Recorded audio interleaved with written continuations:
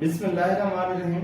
السلام علیکم ورحمۃ اللہ وبرکاتہ۔ میں وسلیم بزدار، آپ دیکھ رہے ہیں یوٹیوب چینل نشاط ثانیہ۔ سب سے پہلے درود السلام، اللہم صلی علی محمد وعلی آل محمد کما صلیت علی ابراہیم وعلی آل ابراہیم انک حمید مجید، اللہم بارک علی محمد وعلی آل محمد کما بارکت علی ابراہیم وعلی آل ابراہیم انک حمید مجید۔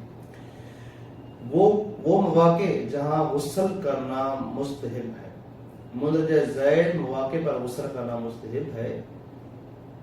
بے ہوش آدمی کو جب ہوش آ جائے تو اس کو غسل کرنا چاہیے۔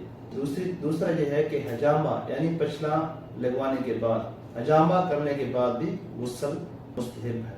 لیلۃ القدر میں وقوف مزدلفہ کے وقت، مینا جاتے ہوئے، طواف زیارت کی نیت سے مکہ داخل ہوتے وقت جب چاند گرہن ہو جائے، نماز استقرار کے لیے یعنی اس نماز کے لیے جب بارش کے لیے لوگ دعا مانگنے کے لیے جب ایک نماز پڑھی جاتی ہے اس کو نماز استقرار کہتے ہیں، اس نماز پڑھنے کے بعد بھی غسل کرنا مستحب ہے۔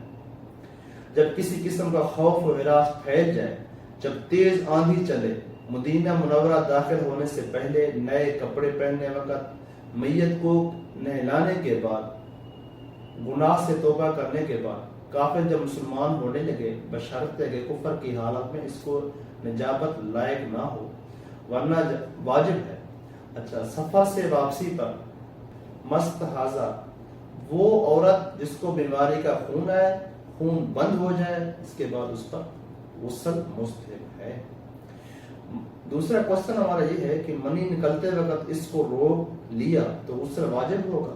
اگر احتلام ہوتے وقت اور کسی حالت میں منی نکلتے وقت منی کو روک لیا گیا، جب پھر شہوت ختم ہو گئی اور پھر چھوڑا، تو اس صورت میں بھی غسل واجب ہے۔ غسل خانہ میں باتیں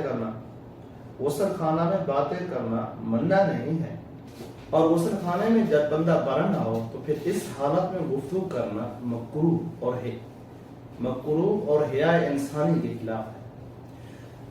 غسل جنابت کو مؤخر کرنا، جب غسل واجب ہو جائے تو غسل جنابت فی الفور کرنا ضروری نہیں ہے، اس کو مؤخر کیا جا سکتا ہے، لیکن اگر تاخیر کرنے کی صورت میں نماز کے مکروہ یا قضا ہونے کا اندیشہ ہو تو پھر اس کو مؤخر کرنا جائز نہیں ہے۔